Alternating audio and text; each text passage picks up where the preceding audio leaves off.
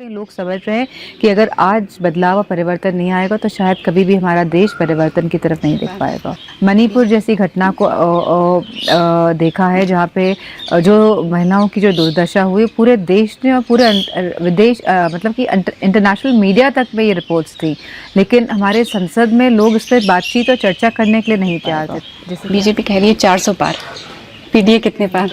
जैसे कि आपने कहा कि नींदपुरी नेताजी की कर्मभूमि रही है और जो संपर्क और जो रिश्ते नेताजी ने स्थापित किए थे, बस उनको अब मैं समझती हूँ एक साथ बांधे रखने की जिम्मेदारी है। हमारे साथ हैं मैनपुरी से लोकसभा सांसद डिंपल यादव जी, लोकसभा की उम्मीदवार हैं। डिंपल जी, स्वागत है आपका। Thank you. सबसे पहले तो परिवार की जिम्मेदारियों को आपने बहुत अच्छे से निभाया, उनके दायित्व को बहुत अच्छे से निभाते हुए अब आप एक जनप्रतिनिधि की जिम्मेदारी का दायित्व भी बहुत अच्छे से निभाने की कोशिश कर रही हैं। तो आप क्या अंतर महसूस कर रही हैं एक परिवार और समाज की जिम्मेदारी की? मैं समझती हूँ कि जिम्मेदारी तो है, क्योंकि आप पॉलिटिक्स में तो आपकी जिम्मेदारी तो बनती है, और दोनों में फ़र्क ज़्यादा है नहीं, क्योंकि मतलब जहाँ आप अपने परिवार के लिए आपको टाइम देना पड़ता है ना, आप रिस्पॉन्सिबल होते हैं और आपकी ड्यूटी होती है, तो वैसे ही आई थिंक कि जब आप एक जनप्रतिनिधि बन जाते हैं तो आपको समय देना पड़ता है ना, आपकी ड्यूटी और आपकी रिस्पॉन्सिबिलिटी दोनों होती है। मैनपुरी नेताजी के लिए कर्मभूमि रही है और अब मैनपुरी की जनता आप में नेताजी को देख रही है और कहीं ना कहीं आपने भी जनता के बीच अपने आप को स्थापित कर लिया, तो इसके पीछे किसका सपोर्ट रहा है, कैसे आप ये सब कर पाएंगे? नहीं, ये तो क्योंकि जैसे कि आपने कहा कि नींदपुरी नेताजी की कर्मभूमि रही है और जो संपर्क और जो रिश्ते नेताजी ने स्थापित किए थे, बस उनको अब मैं समझती हूँ एक साथ बांधे रखने की जिम्मेदारी है। तो मैंने देखा यहाँ कि महिलाओं में आपके प्रति काफ़ी उत्साह है जी, और उनको काफ़ी आपसे उम्मीदें भी हैं। तो महिलाओं के लिए आपने ऐसा क्या सोचा? अभी जब सपा सरकार थी तो 1090 लाने में आप काफ़ी बड़ा योगदान रहा है, तो आपको और आप महिलाओं के मुद्दों पर हमेशा संवेदनशील रहती हैं। जी हाँ, बिकॉज क्योंकि हमारे राष्ट्रीय अखिलेश यादव जी खुद ही बहुत ही प्रोग्रेसिव सोच के नेता है। हम लोग जैसे 1090 जो महिला हमने सेवा शुरू करी थी, इसी के चलते हमने लैपटॉप्स भी दिए थे बच्चों को और कन्या विद्याधन भी मिलता था बच्चों को, और काफ़ी सारी वुमेन पेंशन भी हम लोगों ने चलाई थी। तो वुमेन ओरिएंटेड काफ़ी स्कीम्स चलाई थी जहाँ पे हम लोग खाली वुमेन्स पे कॉन्सेंट्रेट कर रहे थे, जैसे चाहे वो न्यूट्रिशन मिशन हो, चाहे हम प्रेग्नेंट वुमेन्स को खाना खिलाने की जो मिशन चलाया था। तो इस तरह हमने काफ़ी चीज़ें कंसंट्रेट करके महिलाओं की तरफ डायरेक्ट करने की कोशिश करी है। और मैं समझती हूँ कि मैं खुद महिला हूँ, तो डेफिनेटली महिला और यंगर जनरेशन ऑफ गर्ल्स थोड़ा सा अट्रैक्शन और इंस्पिरेशन कहीं ना कहीं उनको लगता होगा, because I am quite similar to them.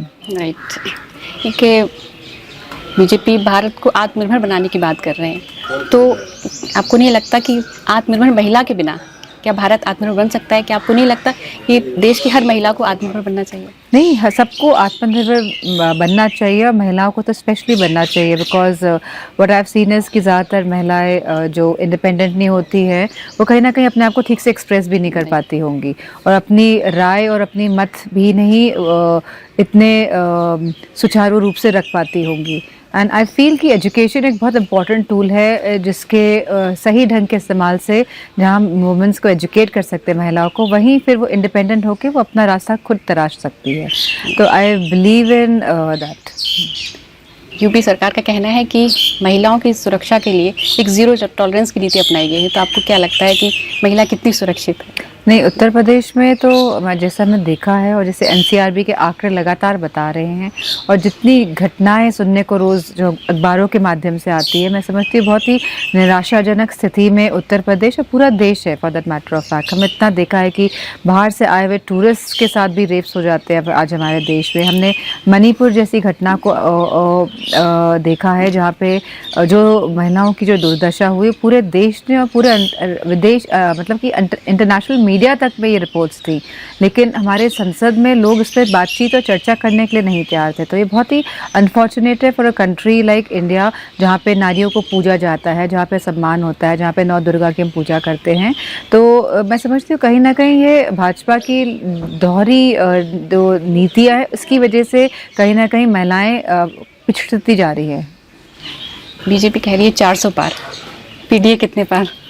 PDA सरकार बनाने के लिए मैं समझती हूँ बहुत पूरे ज़ोर तोड़ से लगा हुआ है। और इस बार क्योंकि सब वर्ग और सब समाज के लोग चाह रहे हैं कि कहीं ना कहीं बदलाव और परिवर्तन आए, क्योंकि मैं समझती हूँ 10 साल का कार्यकाल बहुत होता है। एंड जो गवर्नमेंट की जो नीतियाँ हैं कहीं ना कहीं उसने हर वर्ग और हर समाज के लोगों को हर्ट करा है, कहीं ना कहीं चुभन महसूस हो रही है अब सब। और बीजेपी का कहना है कि उन्होंने 2014-19 जो भी वादे किए थे सारे वादे पूरे किए हैं, चाहे वो स्मार्ट सिटी का वादा हो, किसानों का, मतलब किसी सारे वादे उनके पूरे हो चुके हैं। क्या लगता है आपको? और मोदी प्रधानमंत्री जी भी कह रहे हैं कि वो गारंटी दे रहे हैं कि मेरी गारंटी पर जनता दोबारा चुनने जा रही है। मैं समझती हूँ लोग समझ गए हैं कि इनकी जो गारंटी, जो अभी लेटेस्ट वर्ड निकाला है, ये खाली एक झुंझुना है।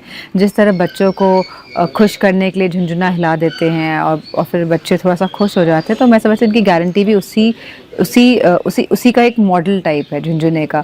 एंड लोग समझ गए हैं क्योंकि इतनी बेरोज़गारी, इतनी महंगाई, किसान परेशान, आप पीसफुल आंदोलन नहीं करने देना चाहते हैं। आप जो चुनाव होते हैं लाइक ज़िले के लेवल के, आप उनको भी आप सुचारू रूप से नहीं करना चाहते। आप कहीं ना कहीं प्रशासन का प्रयोग करके उन चुनावों पर भी हावी हो जाते हैं। तो कहीं ना कहीं लोग समझ रहे हैं कि अगर आज बदलाव और परिवर्तन नहीं आएगा तो शायद कभी भी हमारा देश परिवर्तन की तरफ नहीं देख पाएगा। तो मैं समझती हूँ लगातार उनके मुख से जो उनके प्रत्याशी है बात निकली है कि हम संविधान बदल देंगे, और ये बहुत ही संवेदनशील मामला है, क्योंकि कहीं ना कहीं जो हमने देखी है जिस तरह की स्ट्रैटेजी और जिस तरह से काम किया है भारतीय जनता पार्टी ने, वो खाली उन्होंने मुट्ठी भर जो अमीर उद्योगपति लोग हैं उनको फ़ायदा पहुंचाने के लिए ही ज़्यादातर ये लोग बिल पास करते हैं हाउस में, और ज़्यादातर यही बात हुई है। और लाखों करोड़ रुपए इन गिने चुने उद्योगपतियों का ही माफ़ हुआ है।